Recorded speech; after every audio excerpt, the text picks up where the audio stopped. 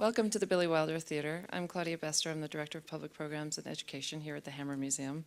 It's my pleasure tonight to introduce two of the leading proponents of the arts in America, Dana Gioia and Deborah Borda. As many of you will know, Dana Gioia is the head of the National Endowment of the Arts from 2003 to 2009. During his tenure, he worked to revitalize it by bringing it new visibility and lobbying for an enormous increase in its budget. He also sought to recognize the art of jazz and opera by creating NEA Lifetime Awards and Lifetime Achievement Awards, and to promote reading and performance of Shakespeare and to increase the number of Americans reading literature. Some of his other layers you may not be aware of. First of all, he's a native Angelino. He grew up in Hawthorne and had the great luck of growing up in a multilingual family, which I suspect probably helped propel him towards his career in poetry while he was studying at Stanford and then at Harvard. Dana's published 3 books of poetry, 3 very important books of criticism, 2 books of translations, and his poems are included in innumerable anthologies and journals. But lately, he seems most interested in opera. He's written 2 opera librettos, both of which have been performed by major operas and companies, and he's working on a 3rd right now. Gioia has been an indefatigable champion of arts education, and he's incredibly articulate about his many ideas on how to bring the arts back into the American mainstream in a meaningful way. And hopefully he'll share some of these ideas with us here tonight. At the suggestion of one of our beloved supporters, we realized it was essential to get Dana here to initiate a public discussion about the future of arts in this country. And when I asked Dana who he would like to have this discussion with, he didn't hesitate before saying Deborah Borda. Deborah Borda, as you all know, is one of the jewels of Los Angeles. Somehow we managed to poach her from the New York Philharmonic, and now she's the president and chief executive officer of the Los Angeles Philharmonic. She is really responsible for putting Los Angeles on the map as a cultural capital of the world. And she just keeps raising the bar over and over again. First, she brought us the enormously talented, cutting-edge Esa-Pekka Salonen, and now she's brought us the gorgeous Gustavo Dudamel. And I, for one, am very grateful to her, as I'm sure all of you are. This January, we can celebrate Borda's 10th year as director of the LA Philharmonic, and what a 10 years it has been. Through a wide range of innovative programs and new partnerships with other leading cultural organizations and community groups, she's moved the institution towards a transformational era of growth and development, including guiding the building of the Walt Disney Concert Hall. She's directly involved in the development of the concert hall's programming and operations. She also oversees all aspects of the Philharmonic summer home at the Hollywood Bowl. She's also an accomplished violinist, and she received her training at the New England Conservatory of Music, Bennington College, and London's Royal College of Music. So now, just 3 days after the stunning Bienvenuto Dudamel concert performance with 18,000 raving fans at the Hollywood Bowl, and the night before her major annual gala for the LA Philharmonic, she was so gracious to give us her time and come out here tonight, and I am really grateful to her for that. So please, without further ado, join me in welcoming Dana Gioia and Deborah Borda. Thank you.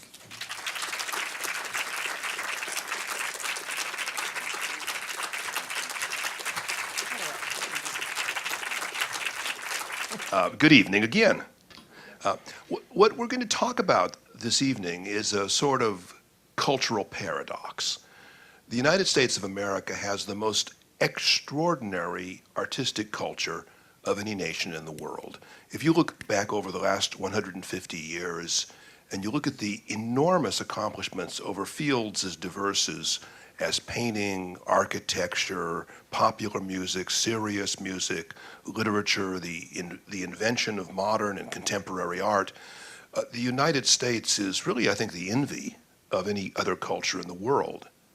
And yet, at the same time, we live in a nation which hardly acknowledges the existence of these arts in its midst. Let me just give you one anecdote. I'm currently running the Harmon-Eisner Program in the Arts at the Aspen Institute, which is an attempt to bring the arts back into the Aspen Institute across its many headquarters and venues. And last week in Washington, D.C., the Atlantic Monthly in Aspen sponsored an absolutely astonishing two-day conference. 25 of the most powerful people in the United States, members of the new administration, corporate leaders, were interviewed in a two-day conference by 25 of the most celebrated journalists in America. Now, the interesting thing is that not once in these 2 days of nonstop talk was the word art ever uttered. We're in a country which, and just to denominate it in three different ways, in which the serious arts have virtually no presence in mainstream media. We're in a country whose various governments hardly acknowledge the presence of the arts as a vital part of creating, and may I use an old-fashioned word, a commonwealth. And thirdly, we have an extraordinarily expensive, complex educational system in the United States, which especially in elementary and secondary education has over the last 50 years actually lost ground, has in some cases systematically removed the arts from public education and in many cases from private education too. It is this paradox of a nation which has such accomplishments with so little acknowledgement of them that I think we're going to talk about. But Deborah, I might be wrong. Did we want to talk about something else altogether? Well, there are many things we could talk about tonight. I think it's a fascinating question, though. Why is it that the arts, be it visual, musical, any cinematic, at least portions of cinematic, have really disappeared from central public discourse? It is not something that is discussed or thought about it. And I was lucky enough to be at the Aspen Institute this summer, I think thanks to Dana, and very few people who were in the arts world. Thank goodness there were a few of us. But I mean, think of the kind of the disparity. A new sports stadium is built. With civic money. With civic money, and they will spend up to literally $1 billion. Now, when Walt Disney Concert Hall was built, it cost just under $300 million. And there was real public controversy about it. The spiritual boon to the city, the economic boon to the city, this was all very clear later on. But how does that imbalance happen? Where does it begin is a really fascinating question. And I'm particularly sort of interested in it right at the moment just because of my life at the moment. And my life has to do with our new music director, Gustavo Dudamel. And I am noticing a shift that actually in my many, many years of being a musician and managing orchestras, I hadn't run across before. And that is that somehow we have a person that I think not since the time possibly of Leonard Bernstein, who was just having TV and all sorts of things being introduced, where we have actually had the attention of the mainstream press. But this is highly unusual, and that seems wrong to me. And it's also fascinating if you think back at the times of this is really the ancient past. Ed Sullivan would have an opera singer on, a violinist, a comedian, the Beatles. There were it was a different kind of time. So the question that I think is really worth addressing is, how has that slipped away from us? How have we allowed this to happen? And then maybe later on talk about what we think we might be able to do to address it. Yeah, I'm glad you mentioned Ed Sullivan. You and I share something which is probably not apparent, is that both of us come out of immigrant families. And I was raised in Hawthorne, right down the San Diego freeway from here, largely by people who did not speak English. And so at night, when I would be with my grandparents and my aunts and uncles, they would watch variety shows.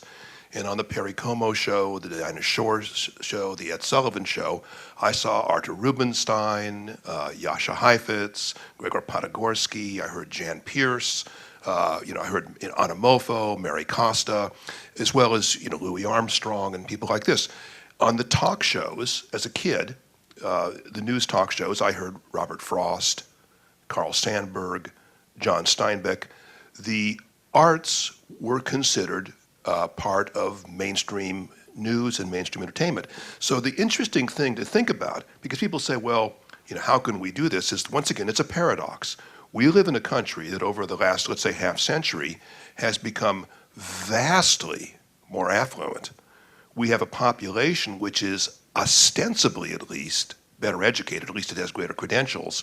And yet, during this time, we have had the arts, and I would even go a little more broadly, arts and ideas, intellectual ideas fall out of it. I mean, for example, among other people you would see on these talk shows would be anthropologists like Margaret Mead, philosophers like Bertrand Russell, biologists like and chemists like Linus Pauling and things like this. They were considered people that had a place in public discourse, and that's all seems to have vanished in a kind of celebrity-driven entertainment culture. Well, it is a celebrity-driven entertainment culture, and of course, the soundbite is something that we learn we have to deal with when we deal in public life, that it's really unacceptable to have more than two ideas, which one expresses, and you express each one, you repeat it 50 times at least, and then you're very successful. But think about the other part of this, which is sort of interesting, which is now, say an artist went on, Anna Netrebko or Gustavo Dudamel went on the Conan O'Brien show. They would be harshly criticized by this sort of section of the press that deals with their lives. At least, yeah, well, and they would have to contend with that. But, the other question is, would they be invited in the first place? Well, I think it's, and this is a very unpopular thing to say, but I say it all the time, so, you boo if you'd like.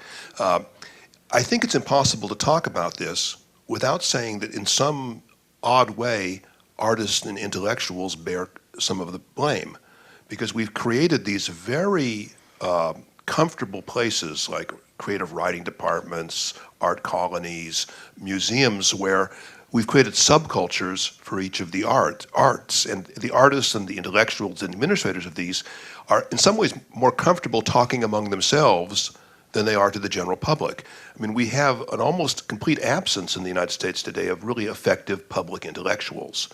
People who can take serious ideas, explain them, and make them relevant, interesting, controversial, worth arguing about, if nothing else, to a general public. In my section of the arts, there was a fascinating, I wouldn't call it that actually, there was a movement really in the 50s and 60s and 70s and 80s, which changed in the early 80s, where there was a sort of a group of intellectual academic composers who wrote a certain kind of music, and they were very skilled at doing it, but it really didn't speak to people. It didn't move them in the way that important music to have a meaning must. And that very insular world controlled major sections of what happened in our business. Now, it's interesting because in the 80s and now in the 90s and as we move forward, that has really loosened up and there's a very kind of different music, and I think it's much more successful. But that insularity is something we have to take a certain amount of responsibility for. Yeah, and I think that, if we move from talking about what the problem is to what the solutions are, it does seem to me that this can't really be addressed. This situation can't be changed unless artists and intellectuals take leadership in this, unless they, in a sense, realize that part of what the general culture needs is the kind of intellectual excitement, sort of the creative excitement that exists in these subcultures. How do we break down these walls and create this conversation? Because culture really is not public buildings, it's not institutions, it's conversation. It's human beings with human beings. It's human energy being transferred. Now, it can be transferred via radio or recording or through the pages of a book, but it's largely this one human being at a time, even if the human being is part of a crowd.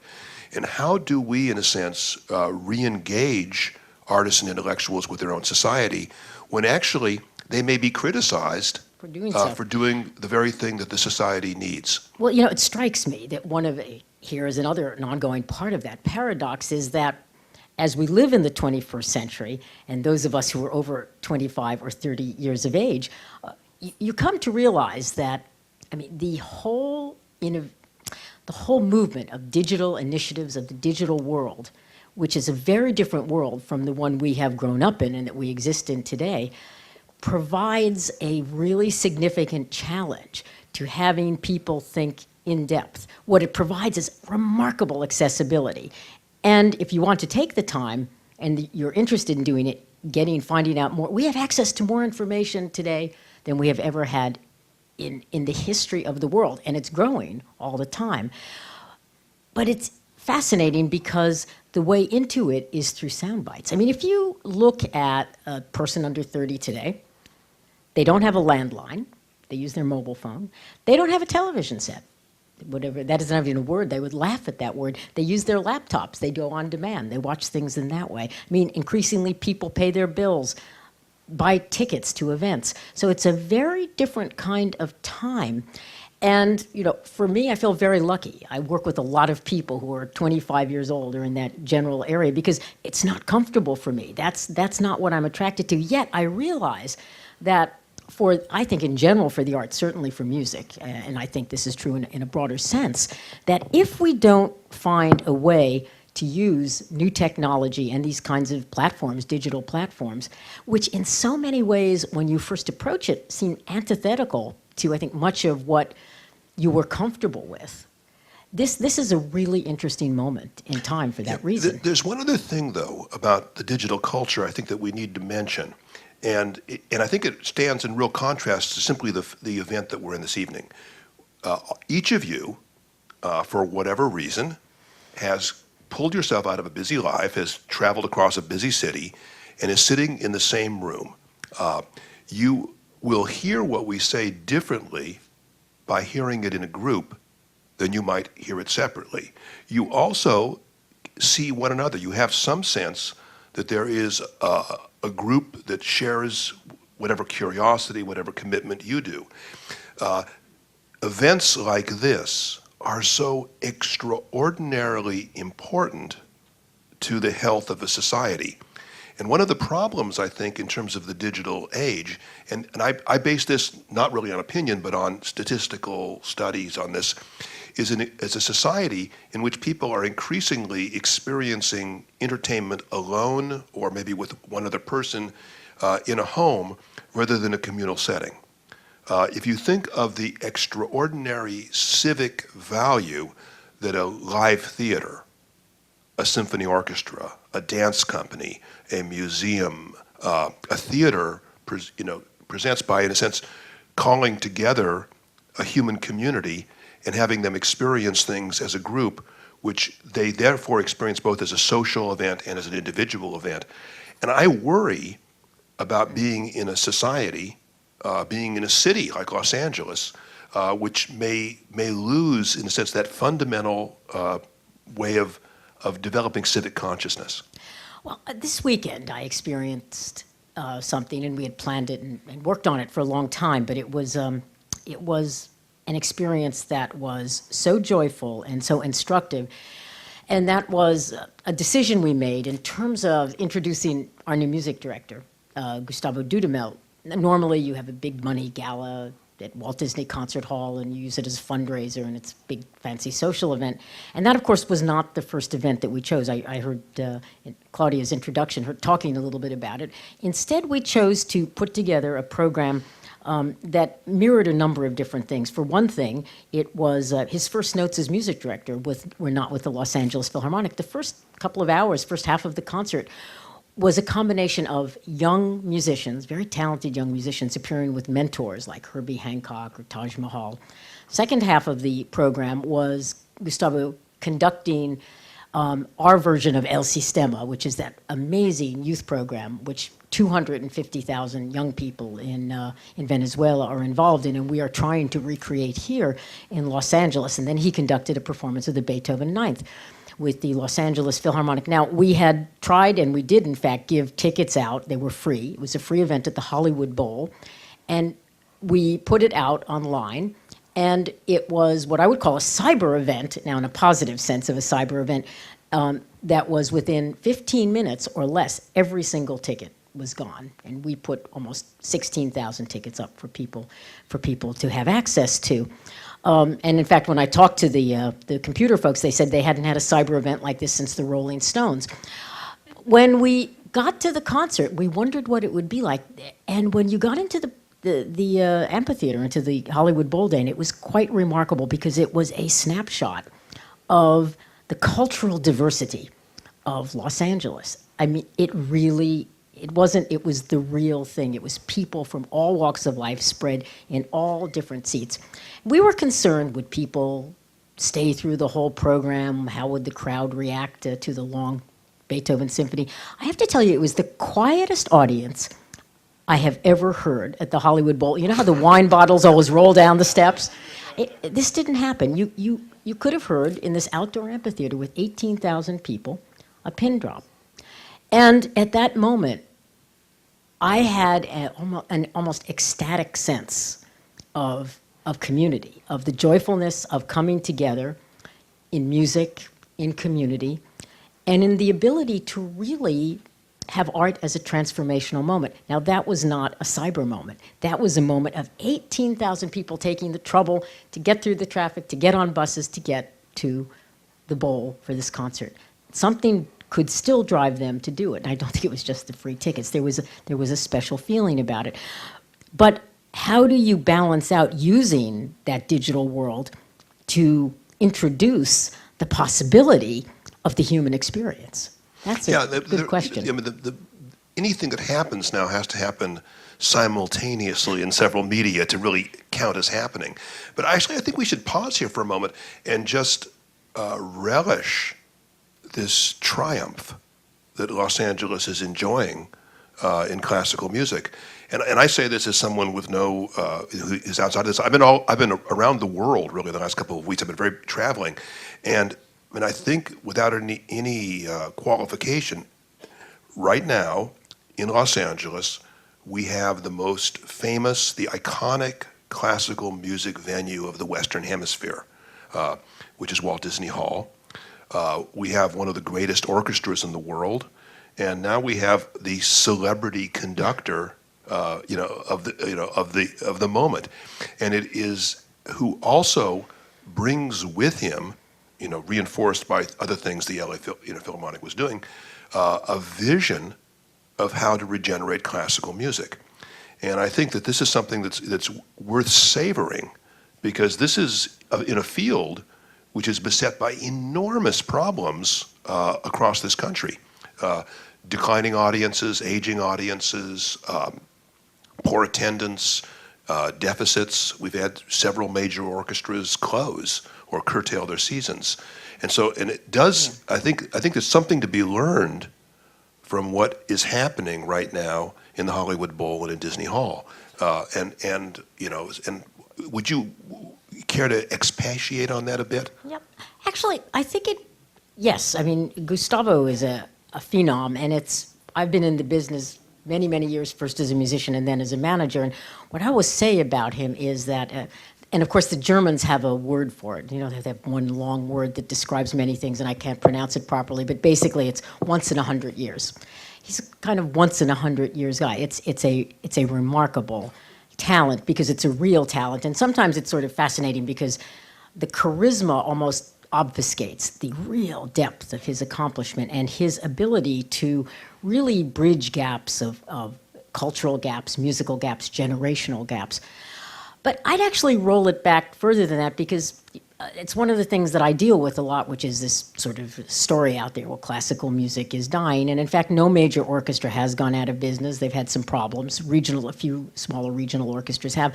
But if I look back at why the Los Angeles Philharmonic is successful, you really have to roll the clock back almost a decade. And it had to do with a number of very important decisions that the city made. One was to take a risk, an artistic risk, in engaging a brilliant artist like Frank Gehry to design what is probably one of the single most beautiful and satisfying concert hall that a person can go into. Then, given that wonderful tool, as the Philharmonic left the Dorothy Chandler and moved to our new home, we took that opportunity to really significantly reimagine and reinvent what the Philharmonic could and should be. And what we saw was the possibility of serving a larger musical community, a real spectrum. So that, in fact, people don't know this, I think, sometimes even in Los Angeles, but aside from the Metropolitan Opera, which has the largest budget of any musical organization in the United States, the next largest budget is the Los Angeles Philharmonic. And that is because what we have created is a combination, to use an East Coast analogy, of Carnegie Hall, a summer home like Tanglewood or Ravinia, and the New York Philharmonic all rolled into one. And that's what the Los Angeles Philharmonic Association is with the Hollywood Bowl and Walt Disney Concert Hall. Also addressing that broader spectrum. I mean, in addition to the jewel in the crown, which is the Los Angeles Philharmonic, we have a world music series, a jazz series, a Baroque series. There are all sorts of lively things. We've tried to really integrate ourselves into the fabric of the community, our festivals, and give people a reason to need to be there. And this was all backed up by a very sound strategic plan. And it's been a combination of those things, so that when we say, well, there's a death knell for classical music, I mean, we're running at over 92%. Dana's an expert at statistics, so I'm not going to duel you on this. But if you come to a concert at Walt Disney Concert Hall, you'll see many younger people there. It's a different look to the audience. And you know, we've been fiscally sound for many years.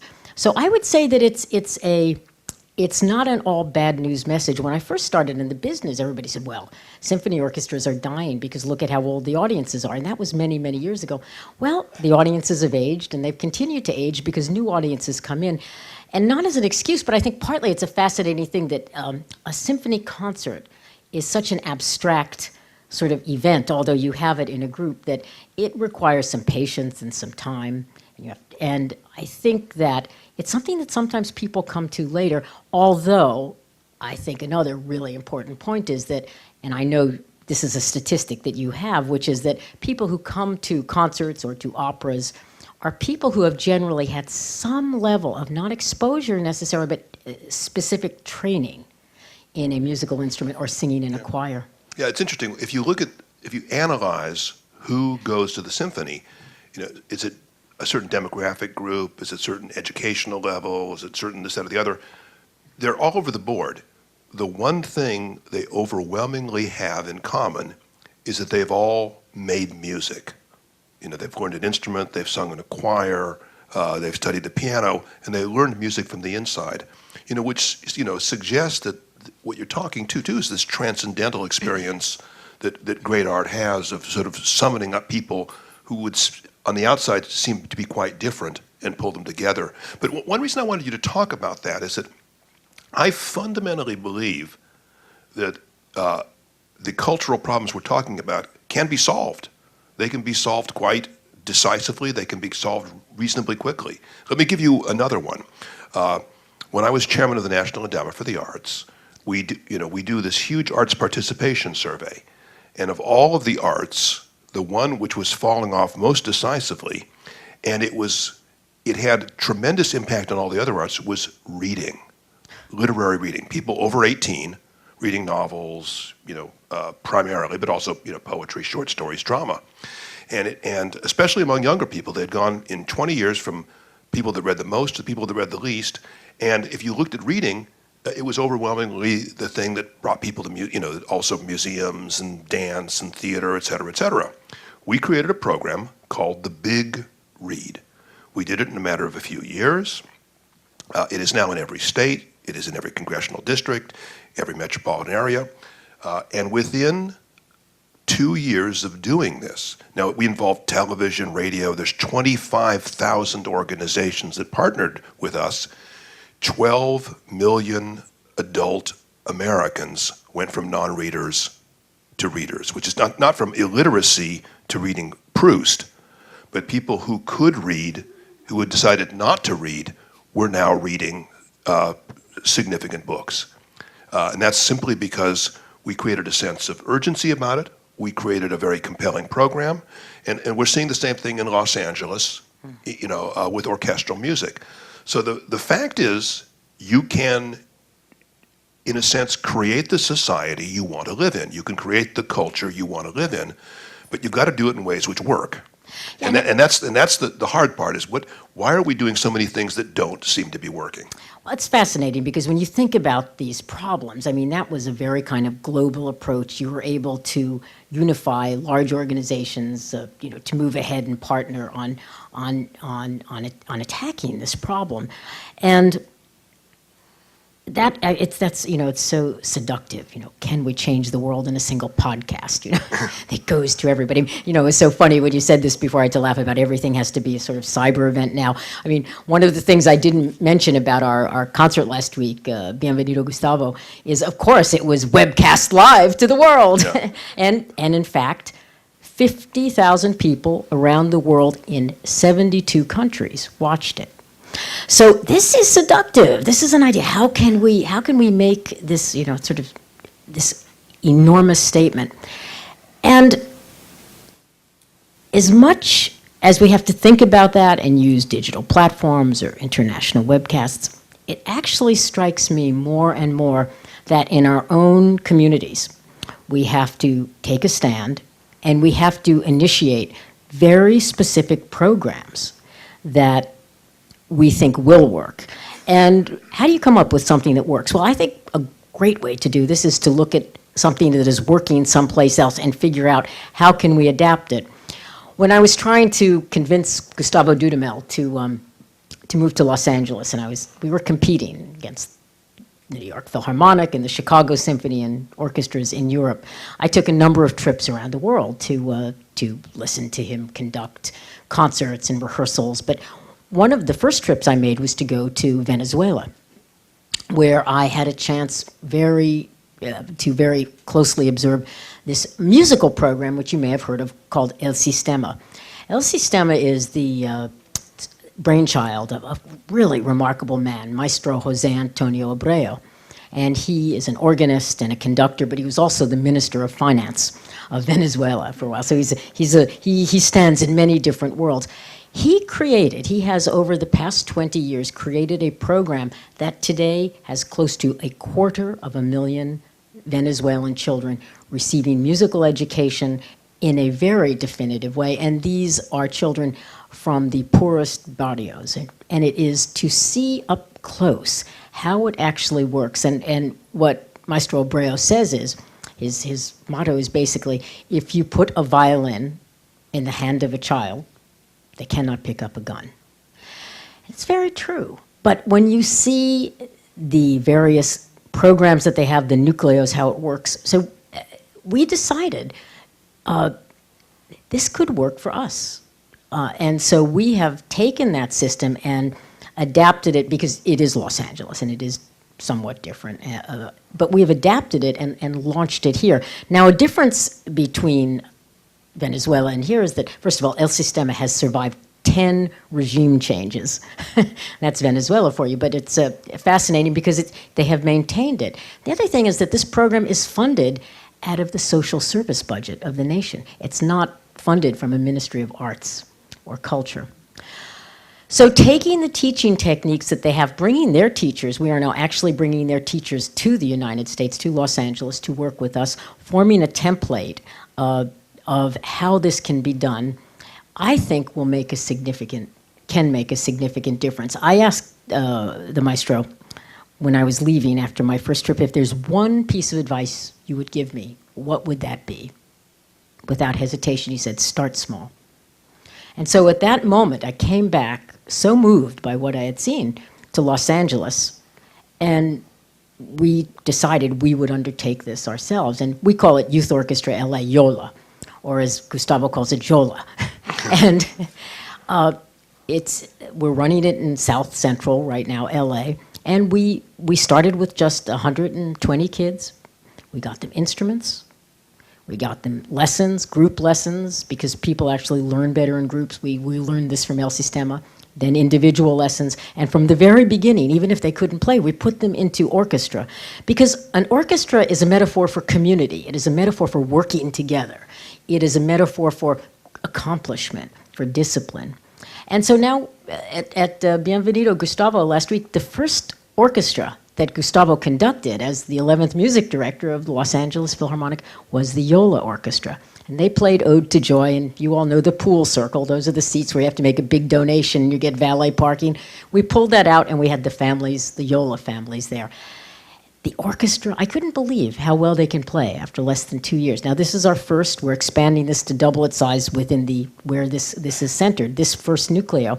But we're starting a second and a third next year. And what we're hoping is that in addition to the ones that we are funding and starting, because we're not we haven't got endless money, that we will provide a national template, and within Los Angeles, a template for actually this kind of social change. Now, I believe that these families, if you look at the waves, it's really interesting. We were talking about immigration back in the green room. If you look at the waves of immigration to this country, it defines so many different opportunities, but also achievements. The aspiration of people who came here hoping, praying that they could make a better life for themselves and especially for their children. Well, today, it's no secret that in the state of California, 51% of the people in the state are Spanish-speaking. And if you go to Central LA and you come to one of our yoga classes, or now one of the concerts that they give, you will see in these really very dilapidated high school auditoriums, we can't get everybody in because the entire family and cousins and everybody comes to these concerts because this is an aspirational immigrant class. This is a class that will define a very exciting future for America. And I think that, you know, how we interact with that, how we think about that, and how we start small, because we talk about what can we do, and yes, we have to move on these big global initiatives, but this is something that we can do and that we are doing, and that I think in the long run, you know, hopefully will be imitated and will make a real difference. Well, yeah, it's interesting about this. You know, there's another example in LA. Ben Donnenberg, who runs the Shakespeare Festival LA. You know, he had downtime when he wasn't producing this seasonal festival, and he created a program for high school kids in East LA. Now, this was in an area where about 60-70% of the kids are dropping out. Most of them are pledging gangs. And what he did, he created a program where they got a minimum wage job, the same that they would get at Burger King. And their job was to put on a production of Romeo and Juliet. Most of these kids, I'd say, because I've been there and seen them, 90% plus are not themselves native speakers. Their parents aren't. You know, most of them, you know, have really no arts education at all. 13 weeks later, they put on a production. Their parents come. You know, rather than pick their kids up at the police station on a Friday night, they come. And for the most part, they don't know what Romeo and Juliet is either, but there's this an incredible transaction that is going on there where everybody understands that the kids have found a positive rather than a destructive form of socialization. Rather than the form of socialization being a gang, it's this production. And the kids overwhelmingly, I think I've forgotten this statistic. It's 90% plus then graduate from high school. They stay out of the criminal justice system.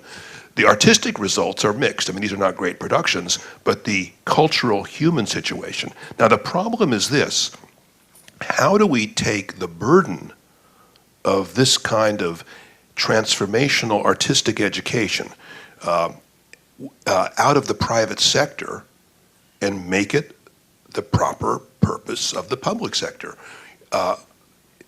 There was not a high school so deprived or depraved in Los Angeles when I was a teenager, which did not have a band, which did not have a music program, which did not have a theater program, which did not have a speech program. The lucky, schools had an orchestra program. They had all these other things. And now there are a huge number of schools that have dropped it out. We have to make this, and if people in this room wanted to get behind something, it is really to insist, community by community, school board by school board, that the arts are not a luxury in school. Now, I think once again, the artists have done a very bad job with this.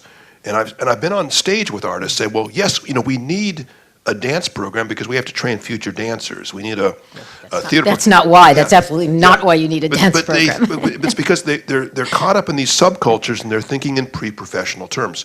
We need the arts in public schools at every level, not to produce more artists, but to produce complete human beings who can function in a complicated world and can achieve some large part of their personal potential. When you take the arts out of the schools, you're closing doorways. People agree. I think part of this speaks to something that has really taken over American business and a whole way that we think about things. And that has to do with our profound desire for quantification. And how do you measure what acting in a production of Romeo and Juliet can mean, or of learning to dance, or of learning to move, or just enjoying movement, or playing in a band, or just making music? And so it's really fascinating because the first thing that goes, yes, you're right, cut the football team, no, cut the band, cut the orchestra. And again, that goes back to what we started in that sort of discouraging way to talk about at first, which is how this has slipped from our public discourse to another place. And just to give you something that's quantifies it, we live in a country in which 1 out of 3 kids does not complete high school. If you do not complete high school, not only will you make less money, have fewer economic choices in your life, you will be also much less likely to participate in your communities through all kinds of things, even such as voting. You will also live 6 to 7 years less. This is not an arts issue. It's an economic, civic issue, and a public health issue. I think one of the reasons that this happens is that when kids hit puberty, they come into a school, they're trying to just figure out their adult identity. They're somehow different than what their parents want them to be. They're trying to figure out who they are. We give them essentially, you can be a jock, you can be an A student, and that's pretty much what high school offers. And the kind of kids that before would have found, in a sense, their identity in music, in theater, in the visual arts, in writing, those doors are no longer really open to them. And we're losing these kids. The cost to society of losing 1 out of every 3 kids is overwhelmingly larger than to reinstate those programs which would capture, I think, the majority of them, perhaps not everyone. You can't, maybe hope for that. But, every life you save, every life that you, in a sense, bring towards its potential, or you save from the downside, is not only a spiritual plus, it's an economic, it's a practical plus. That's a stunning statistic, though, when you think about it, that 1 in 3 children are not graduating from high school. And as I was listening to the news today, and there was a videotape of a young school kid in Chicago who was beaten to death on videotape, and they had Arne Duncan speaking about this, who is, of course, now the Secretary of Education and who was the Chancellor of the public schools in Chicago, trying to make a more global issue of it. And it's fascinating. It is a more global issue. It is a more global issue. And one of the problems is, and of course, I completely agree that introducing various kinds of arts or form of self-expression would be helpful, would more than helpful. I mean, it can be life-changing.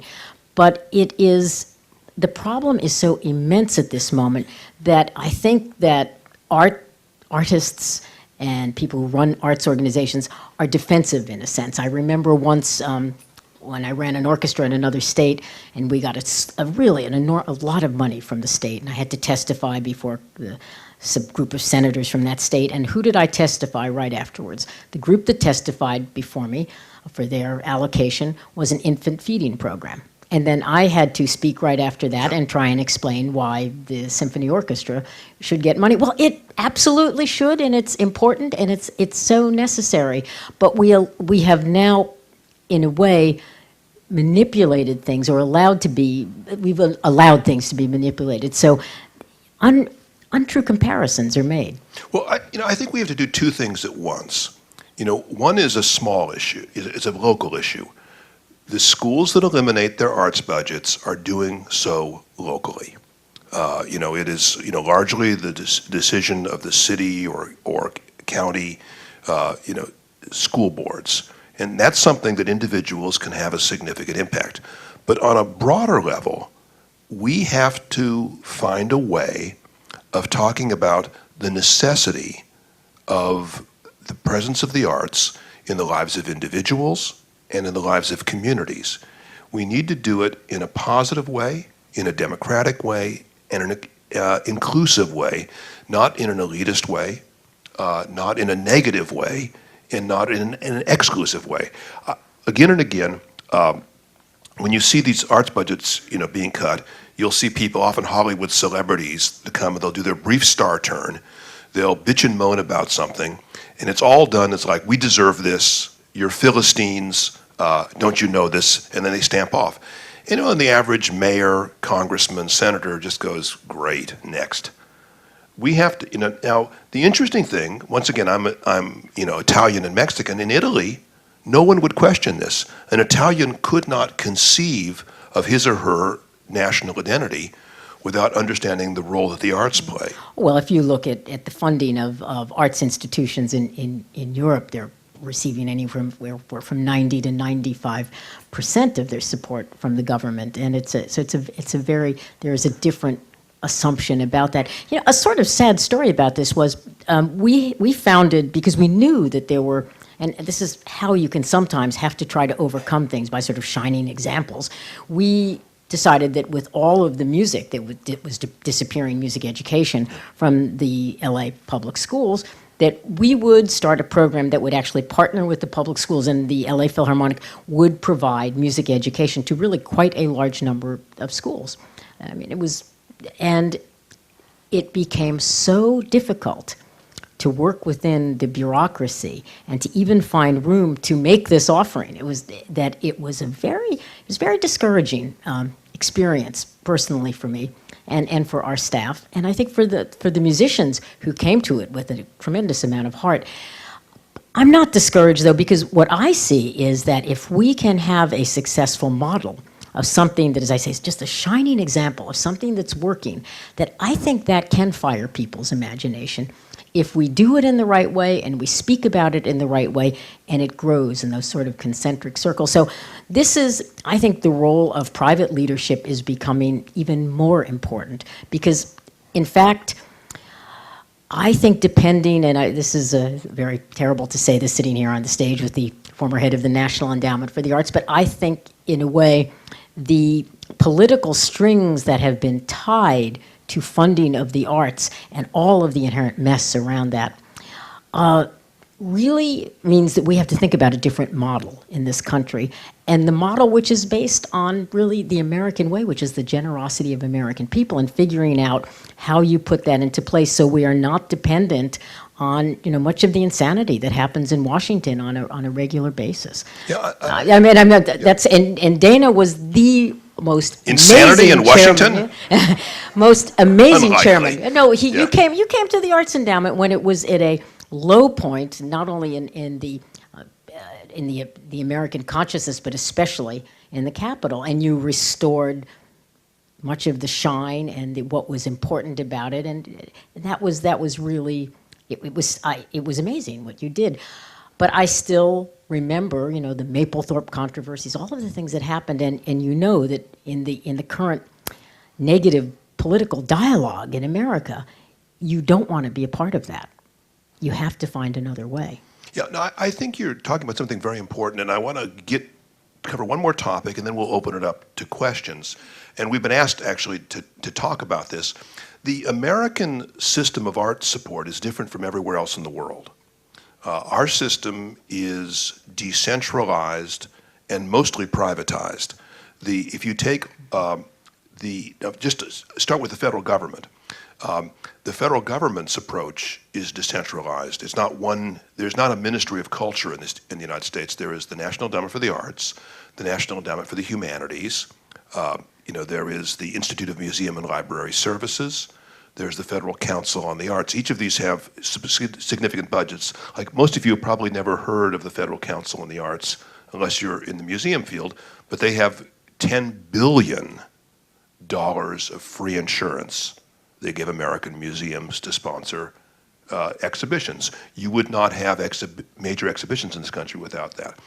On top of this, you have national institutions like the Library of Congress, the largest library in the world, which has all kinds of programs, et cetera, et cetera. Now, one of the nice things about the original legislation that brought the NEA and the NEH to existence is they said they would give money to the states if the states created state art councils. And at that point, I think there was only, Michael was one of our, distinguished members of the California State Arts Council was in the audience tonight.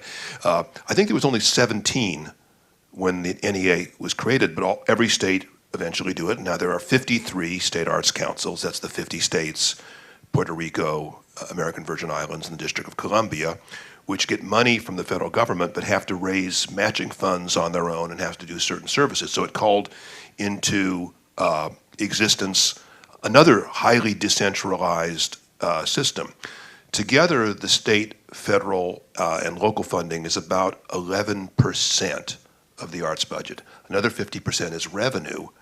And the rest of that, the remaining 39%, is essentially private. It's corporations, very small, foundations, slightly larger, and about a quarter of it is individuals. The difficulty of this is anybody who's in an arts organization knows you have to work really hard in the U.S. to raise funds. The good thing is that the state does not control what you do. I think that more than anything else in the American system is why our arts are healthier versus a centralized Ministry of Culture. Now, one of the ideas that was floated, last year with the new administration coming in was, well, should we have an arts czar? Should we have somebody and bring it all together? This filled me with horror. I agree. Because I think it's really good to have somebody at the Institute of Museum and Library Services who sees things differently than the NEA, who sees things differently than the NEH, who sees things differently, than the Federal Council, because you get people going after different things with different visions, and it's changing all the time, versus the European system where you have one centralized bureaucracy. And what that creates in the arts world are insiders and outsiders. There has been no country in the world who has more lavishly funded the arts during the last 60 years than France. France, the great home of the arts. And I never thought, as a kid who in high school read Sartre and Camus and listened to Poulenc and Millau, went to the French films and French art and et cetera, that I would live in an era where in America, educated people could not name a single living French painter, novelist, poet, composer, sculptor, and yet that seems to have been the product of this tremendous investment. These ministries of culture seem to do a wonderful job of preserving the past and presenting things, but somehow this anarchistic, crazy American system, because it really allows the individual more scope, seems to have greater results, although it is far more difficult, I think, for the artists and the arts administrators. Well, look at, let's take our budget of Los Angeles Philharmonic. We have about a $100 million budget, and we earn about close to 60% of that, and then the other 40% is a combination of actually just very direct support from individuals in Los Angeles, foundations. We have an endowment, which is relatively modest. And of that $100 million, we receive from the state of California really nothing, frankly, and from the NEA, and we've been one of the most highly rewarded orchestras in the country over the past number of years. We, if we're lucky, receive $250,000 a year. So what it makes, so to us, and it's interesting because it's very important for us to, of course, acknowledge the National Endowment for the Arts. But what I think about is why not take that money? Because $250,000 out of $100 million, I don't say no to any donation, but is that really the best use of it? And I'm just sitting here tonight, I'm thinking about how can we create an actual mechanisms or ways within society to come back to placing art and the arts in a central part of our lives, restoring it to our national discourse. And to me, I would rather see money spent on that than, 0.25% of our budget, because I think it would be better used. One of the things I tried to do while I was there, it's sort of related to this, is that most of the problems that arts organizations face are national or global, and yet their capabilities are local. And it seemed to me that the great thing that the NEA could do was to create national campaigns that broke like our Shakespeare in American Community, which is the largest tour of Shakespeare in history, which gives 2,000 actors work and reaches about 25 million school kids, most of whom have never seen a play. You can do these things like that, which actually move the dial, and you do it not by having a federal mandate, but by creating these huge partnerships with thousands of local organizations in order to do it. But I mean, I believe that we should quadruple the budget of the NEA. Of course, You know, but even I don't, then. But I still think Yeah. if you quadruple it, you're still going to be a relatively small part And of arts that's why budgets. I think it's fascinating and interesting instead to think about whether that money couldn't be used in terms of really affecting public consciousness. Yeah, Because I would rather see, people may feel otherwise, but even to a small struggling organization, that $10,000 grant, which they work so hard to get, it's not going to be life or death for them because that isn't that Yeah, level of although it means. does give them validation, but I think It you're gives right. them validation, but think of federal other ways that could be The federal directed. organizations need to provide better leadership and not simply be passive pass-through things. But we know what each other thinks, so I think it's probably time to open it up to the audience and see, what questions they might have in terms of this. Is there going to be a traveling microphone? Yes, I see at least one. There's two of them, one on either side. There's a fellow with his hand up there who I think wants to ask a question, so if maybe we could bring a microphone to him. Sure, if you can wait for the microphone, we're recording the event, and someone will bring it to you.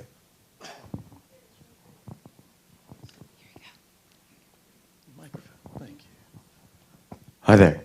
Thanks for a great conversation. This question is addressed to Dana. Is there a good career path for becoming a public American intellectual? Well, being an intellectual, you have to be, have an unhappy childhood, I think. You have to read Proust. Have you at least done that much? Good. No. Well, the problem is, in terms of being a public intellectual, I think you've really got two things you've got to do. One is to immerse yourself in your discipline or disciplines, where you understand it, with the depth and precision of an insider. But then I think is to, find what connection you have to a larger community. Where I've seen the strongest tradition of this in the United States is among African Americans, because they've never been able, as it were, to forget their responsibilities to their group. But that's almost an isolated example. The problem right now is that the ways in which one did this in the past, which was through newspapers, magazines, even radio and television, several decades ago, are drying up. So I think that the public intellectuals of the future are going to have to, in some ways, invent the media by which they reach the public. And the liveliest one right now is really the internet. The question is, how do you do that and keep it from being a narrowcast medium into a broadcast medium? But I honestly believe, is that great writers, great artists, great intellectuals call their audiences into being. It's the very rare one that has an audience given to him or her. They call them into being because people realize the necessity of what this person is saying. And I don't think that's idealistic. I think you can show that again and again throughout history.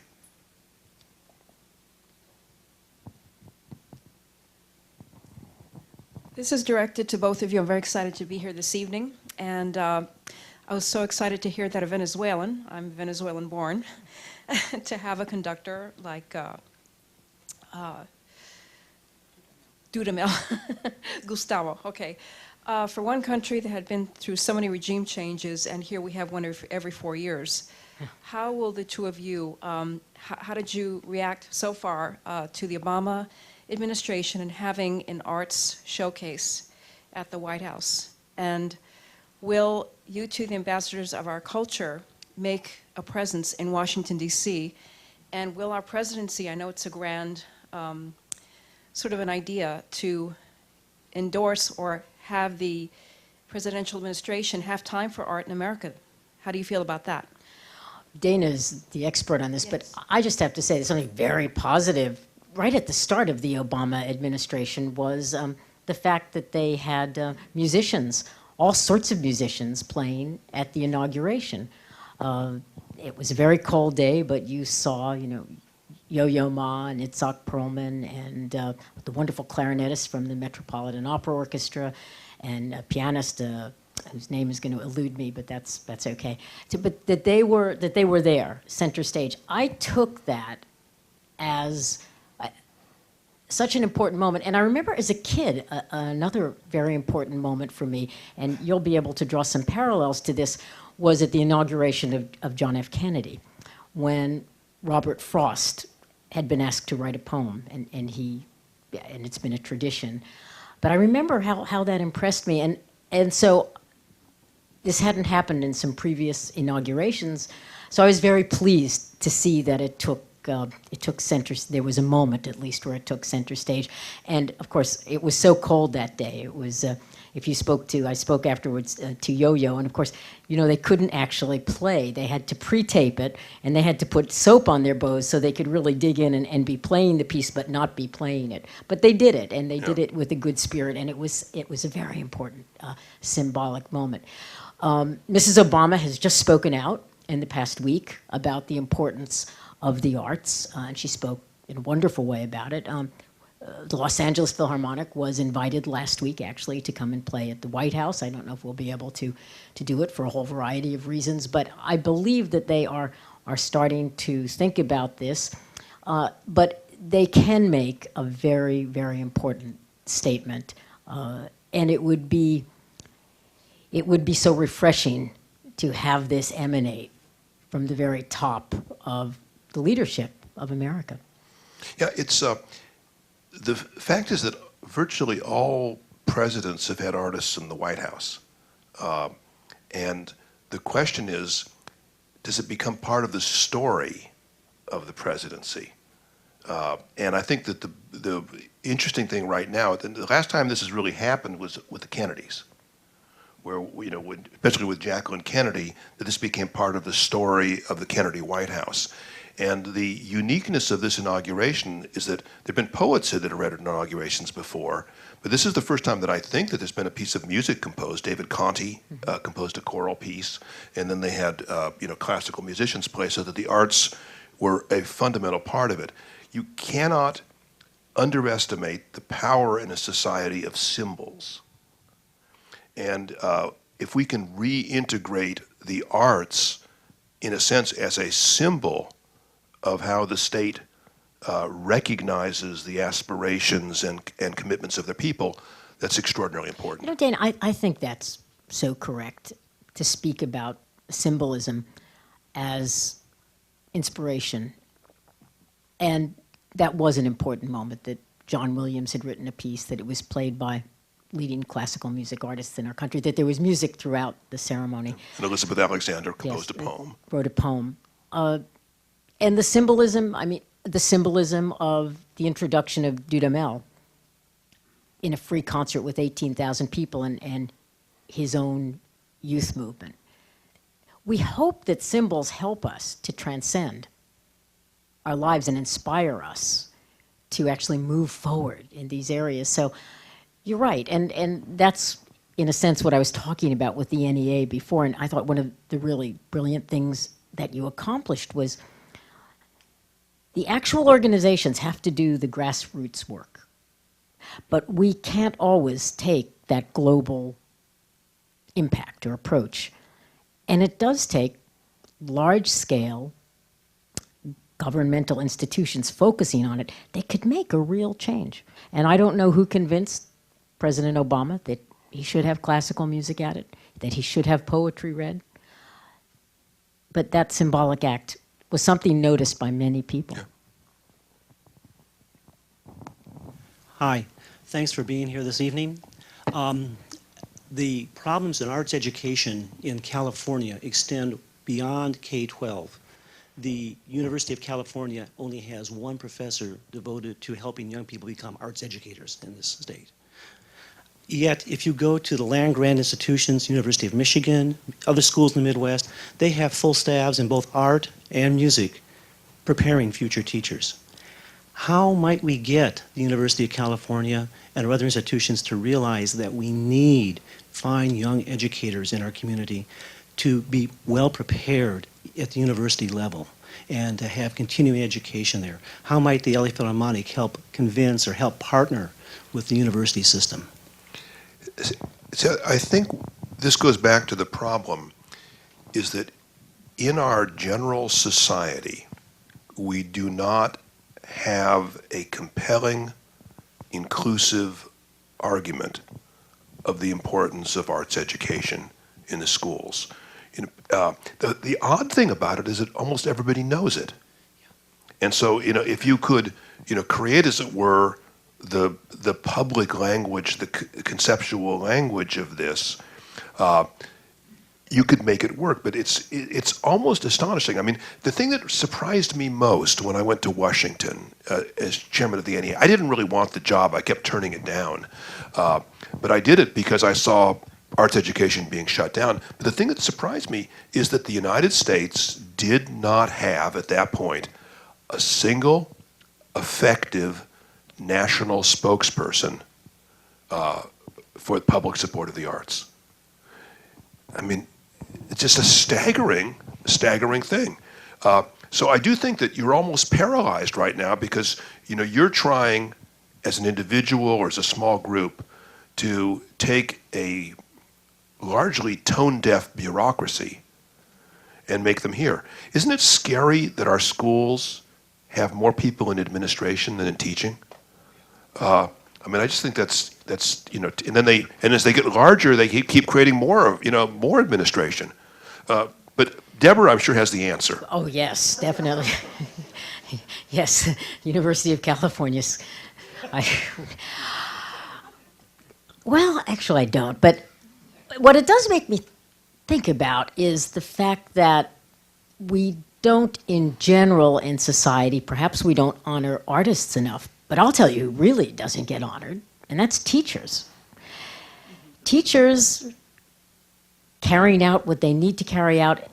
I mean, you look at people in music schools or in music programs throughout University of California or in other music schools, University of Michigan, which you just spoke about, or Juilliard.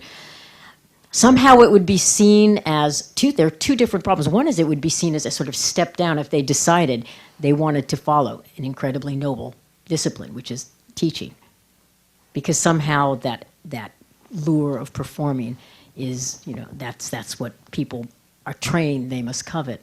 But the other thing is we don't teach teachers how to teach, and effectively enough. And one of the things we are doing is they have this again, I'm making this very, very local, and I'm not going global on it, but one of the things I observed in Venezuela was that they had a very specific way of teaching their teachers and how they reach out to children, how they encourage them, how they inspire them, how they take them and give them a kiss after the class. Of course, we would not be allowed to do that here. They're very bad. But there's a system of teaching that is imparted, and there's a pride in it. It's an important kind of effect. And so the spotlight in our own society has to move a little bit, I think, from performing to really honoring people who do teach and who do mentor. And I don't have the answer, but that's just my observation about it. And the sad thing, too, is that it's part of a general decline of what was the greatest public university system created in human history, period. There was nothing in the, comparable on the scale and the excellence of UC system. But speaking of not honoring artists enough, I can't refrain from acknowledging in the audience this evening the presence of one of the greatest living composers, Morton Lauritsen. Great.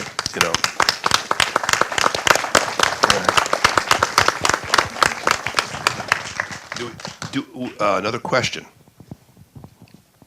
I have one mic here, so I didn't know if somebody had one Oh, on great. the other side. You've said so many things, I didn't know where I wanted to go, but I don't know what you disagree with most, Michael. well, I won't go that way. Someone recently said that if the public was given the chance to vote if we should have public libraries, they'd probably vote no. And yet the libraries represent to me an incredible model, because you walk in today and you can have Ayn Rand books, you can have Karl Marx, and people do not object, by and large, to the diversity of opinions that are represented on the shelves. And yet when the culture wars were at their hottest in this country, there was some people were trying to project that there should be some common, wonderfully appreciated art that we all agree on as being the fine art of America, and the rest of it is not appropriate for public funding or whatever. And it seems that part of our issue is that people on both the left and right have fallen away from defending the role that arts play, and saying sometimes you don't like it. You don't have to like everything without meaning its value as part of the cultural diet that is appropriate to others in our own community. And so I think that that's one of our battles right now, is helping to raise the consciousness of our fellow Americans to appreciate the role that arts play without having an expectation that we all have to find the art that we're all going to agree is wonderful. You know, it's interesting. I mean, I think the libraries is a interesting thing to look at, because, see, I believe that the public understands why libraries are important. The politicians don't always, and there's the case in California of Salinas cutting its libraries, but the people of Salinas voted to reinstate them, and it was because, 100 years ago, a very compelling argument was made that a community would be better for having a library. The schools would work better. The level of culture and education and prosperity would come in, and it was part of the necessary accoutrements of a complete community. Somehow, despite this enormous, increase in American prosperity, over, the last 50 years, despite the fact that we are great at pouring concrete for culture.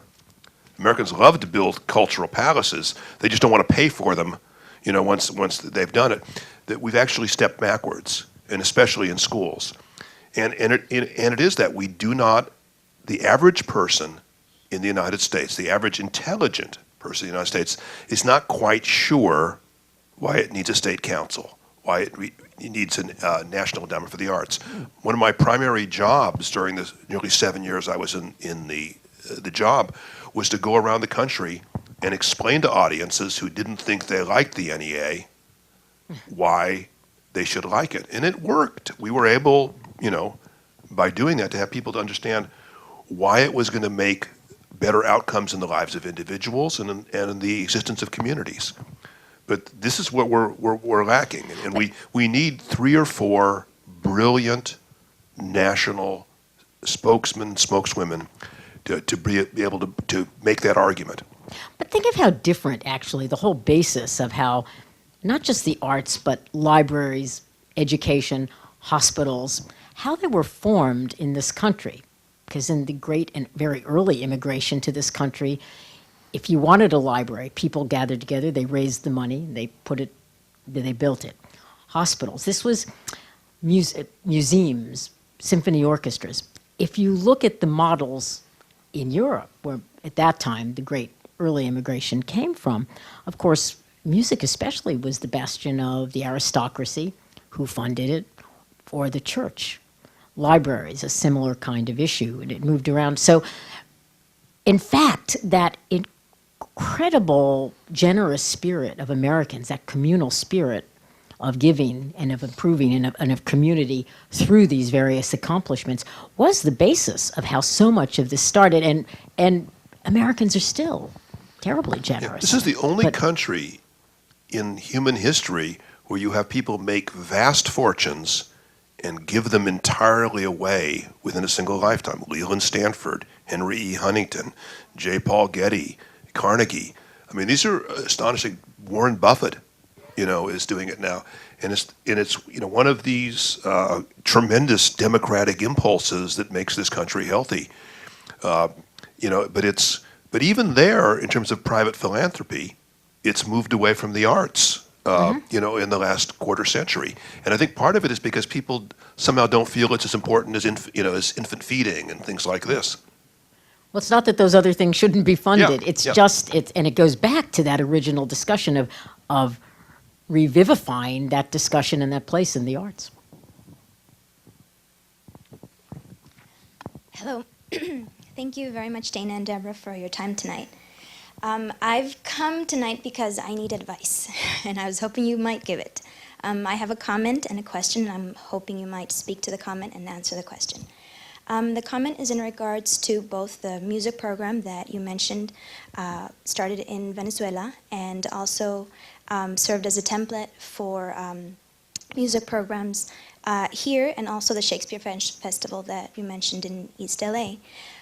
One of the things I think that I agree is that the arts, music, creative writing programs are not a luxury. They are a necessity. But one thing that caught my attention, Deborah said that the program in Venezuela was funded by social service funds. And while I see the relevance both here in our local communities in East LA and also in a place like in Venezuela, to say things like if they can pick up a violin, they can't pick up a gun. And where I can also see the relevance in, or thinking that, on a Friday night, if, their parents can go see a show, can see their kids perform a Shakespeare play, it's better than picking them up, say, at the police station. I think there's also a danger in presenting these programs as social services, because in a sense it does the community, whether they're immigrant community or even, international communities, which I'll touch on later. I think it is a necessity. It's also, I consider it a right. I'm a writer. I benefited from these things as a girl growing up in what we, in this crowd might consider an inner city community. But one thing that's very important is to think about both the relevance and the necessity of the programs, both as a social service, but also the very need and just basic desire of the communities to experience quality programs. And also, when the programs are provided, to also, I think there needs to be a faith in that community that they're not, solely social development programs, but also, think of them as programs, think of them as to having the potential that we're speaking of them now, not just on a basic level, keeping the kids out of streets or out of gangs, but, having the power to launch them far into their lives. Yeah, I think, I couldn't agree with you more. We don't want to reduce art to social services, but the fact is that what we need, I think, is an enormous variety of arts programs. Some are about transformation. For example, if we were really concerned most of all about artistic quality, we would probably shut down every high school drama program in the country because they're not going to compete, with the old Vic. But we understand, there's two things going on. I was a kid, I never been to the theater, and when I would go to the productions at my high school, I thought they were pretty good. I didn't know any better. And so you actually develop audience as well as actors and things like this, and it becomes a feeder, into people that might want to do serious artistic careers. But it seems to me, let 1,000 flowers bloom. And what I admire Ben Donnenberg, who does these incredible productions at the proper festival, who also finds time to do developmental work in his own backyard. He's investing in his community. So I agree with you, but I think that we have room for both. Yeah, absolutely. Art can lead to spiritual development, simple joy. But I have to say, I guess I'm pretty pragmatic, because if the Department of Defense came to the LA Philharmonic and said, we will give you $5 million or $5 billion, whatever they spend on a jet, for your YOLA program, I'd be very happy to accept it. Well, but let me give you an example. I got Department of Defense to give the NEA $1 million so we could take Shakespeare companies and turn military bases. Because I said that, you've got the best educated, most mature military in American history, and you're just giving them rock and roll and country western music and girly shows. I'm all for, country western music, rock and roll and girly shows, but let's give them something else. And we were able to do that. And so it brought them into the community, employment for artists, and there's all kinds of interesting combinations. We have the Department of Justice paying for after-school theater programs at the NEA. The money doesn't appear on our books, but we give them something where they can achieve their goals by using art and employing artists to do it. And so I'm for whatever works. If the Thank you. LA Phil can be seen as a model for how to approach the private sector. Great. Oh, yeah, Dana seems to be able to see into the audience. Yeah, I can't see couldn't anything. realize she's talking. Thank you. Okay, hi. LA Phil can be seen as a model of how you've successfully gone to the private sector. It's easy to understand how you go to individuals. What has been, over the last decade, the response of the businesses, the corporations? How do you try to make that sale, both when you were building the Disney, but also for you're running the orchestra every year? What's in their interest? How do you do it? And the reason I ask is, might it be a model for other types of arts to go, if it's not like Europe, when you're not going to be able to go to the government? Anytime giving is involved, it's a two-way transaction. Yes, one party receives, but the other gives, and they give for a reason. And they're, especially within the corporate community, we may give personally because it makes us feel good. We aren't guilty when we fall asleep at night, or it gives us a buzz to do it, which is terrific.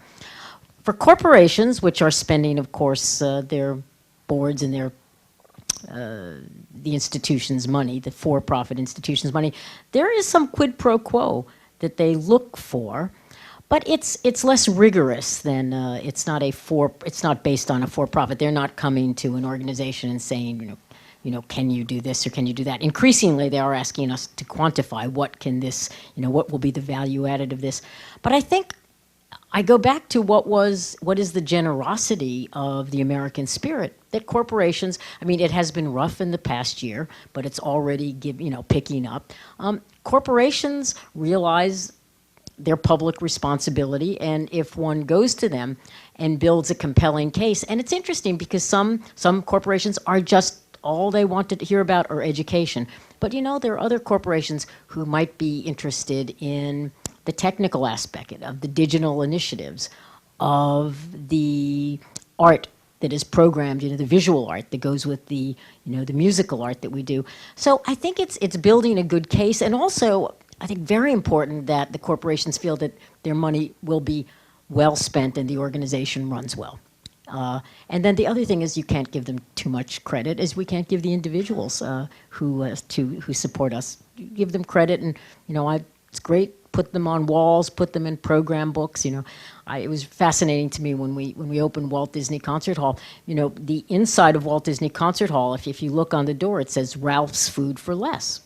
Now that money had to be voted on by the charitable board, which is not the owners or the highest. It was a across the board representation of employees of Ralph's Food for Less, and they voted to give, I forget what the amount was, a couple of $1 million there for the building of Walt Disney Concert Hall. Fascinating that the certain writers in the LA Times excoriated that. It was horrible. Who wants to walk into the auditorium and see Ralph's Food for Less on the door? I love seeing it. I think it's important. So it's thinking It's about the elitism, intelligent ways, which is self-defeating for us in the end. Good evening. I'm here from the Hollywood Chronicle News and Video, a bilingual educational newspaper. Mrs. Borda, I must tell you, 30 years ago when I started doing music reviews, I was told, we don't want Latins and Mexicans at this certain venue. What are you going to do for the Latino people of Los Angeles now in this new era, bringing them into the theater and into the concert hall? Well, I think we had a wonderful event this past Saturday at the Hollywood Bowl. where, as I said, we saw a remarkable representation of what comprises LA today.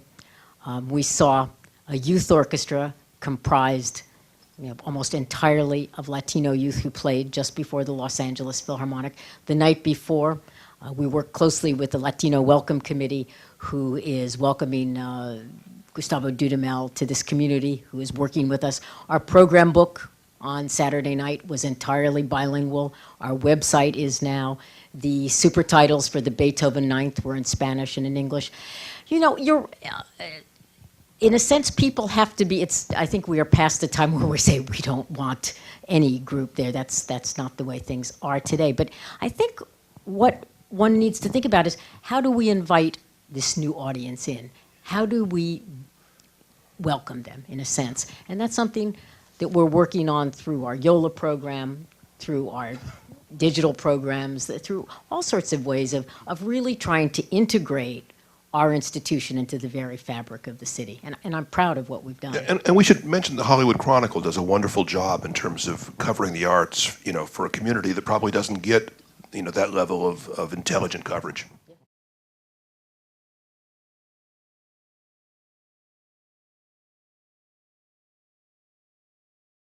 I feel we need a different conversation now. About 10 years ago, Tony Blair, I should say, by the way, I'm not from Los Angeles. I should probably point this out. 10 years ago, Tony Blair in Britain, when he became Prime Minister, said that he wanted to promote creativity across the whole country. And then, when he was in office, he presided over a series of measures a bit like No Child Left Behind, which had the exact effect of squeezing the arts out of the school curriculum. This is happening across education systems around the world, as you know. It's not just here in California, it's not just here in America. I've worked in arts education most of my life. I trained teachers, I've written national reports, I've run research projects, I've run national projects. And I was very struck by this, because it seemed to me that here was a person acting in good faith, doing the exact opposite of what he was proposing. Politicians have a knack for this, it seems to me. And I felt that we needed a different sort of conversation. So we had in Britain at the time a national literacy strategy. And it was a very specific strategy. It wasn't, a bland hope that people would become literate. It wasn't, the plan wasn't to, leave books piled up at the school gates and hope somebody took an interest. We had a strategy for literacy. So I said to the government at the time, if we're serious about creativity, we should have a strategy for it. Now, I tell you this because I felt the time had come in the UK, and I think it's true in America, if I could say so, where we have to change the terms of the conversation. One of the problems is the term the arts, I think. It already invites the problems that we're trying to solve, just the use of the term. People dissociate themselves from it. They think it's for somebody else very often.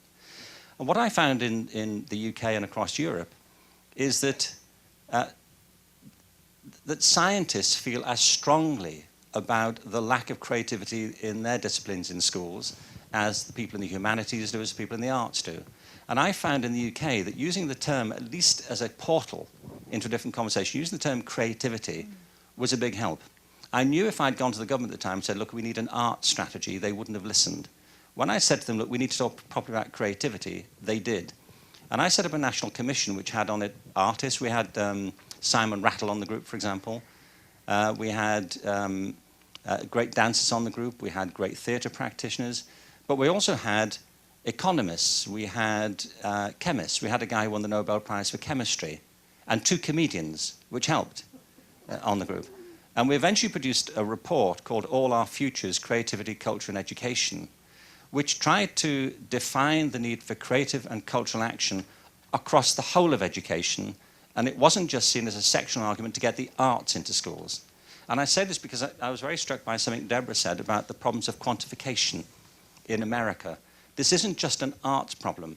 What you see in American education now, I think, is the whole moral base of education being torn away, the whole creative impulse of education being removed, and this desolation of human talent that you speak to. I think that we don't just have a crisis in the world's natural resources now, we have a major crisis in the world's human resources. And education is at the heart of the problem.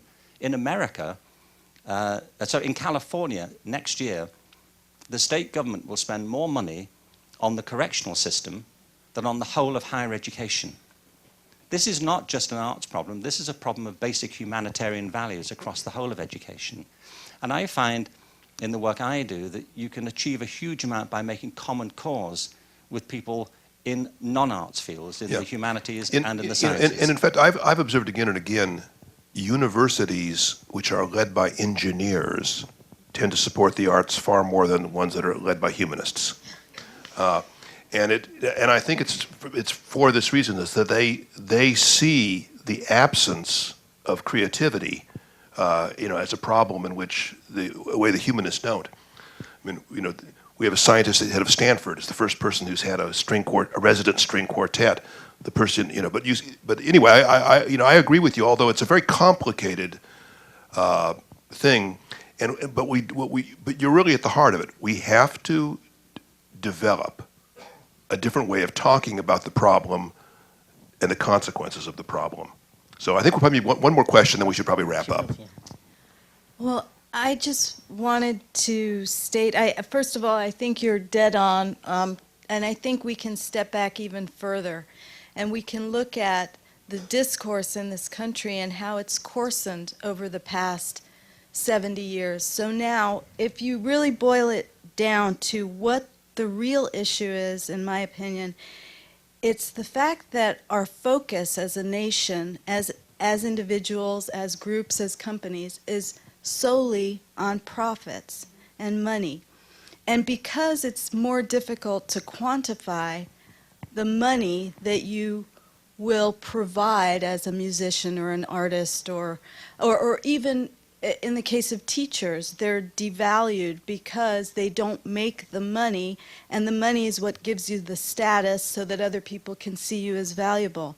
I think we're really poised right now, because of this economic situation, to shift our perception of what is valuable from being based on sort of this bean counting, status-oriented, what can I purchase mentality, to what can I do for other people, what can I do to make myself feel more satisfied, to live in a beautiful, wonderful place, and start, and not, not rabidly anti-capitalist per se, but because, there's great incentive in the system.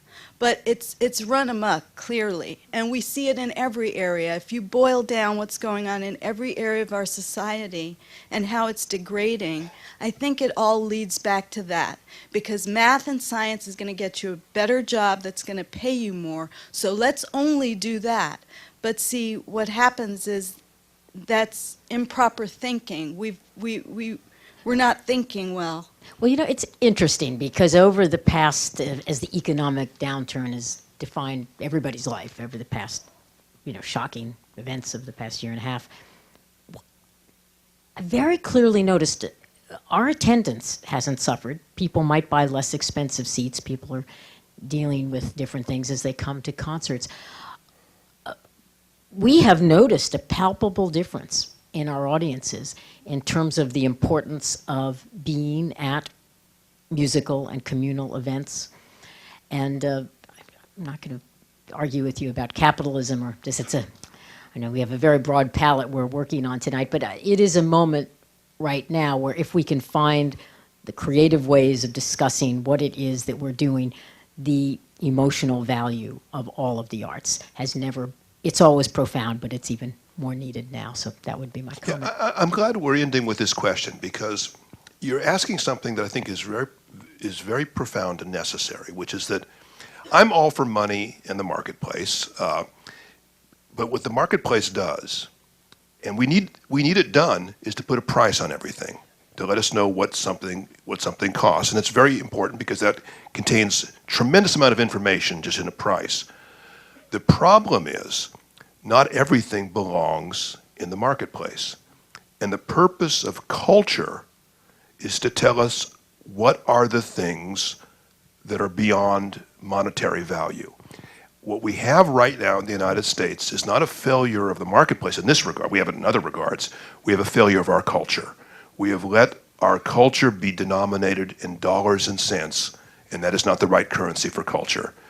Thank you so much. I think, did you want to say anything before we let these poor suffering masses yearning to be free go? I really just wanted to thank you so much. This has been an incredible conversation. And thank you all for coming.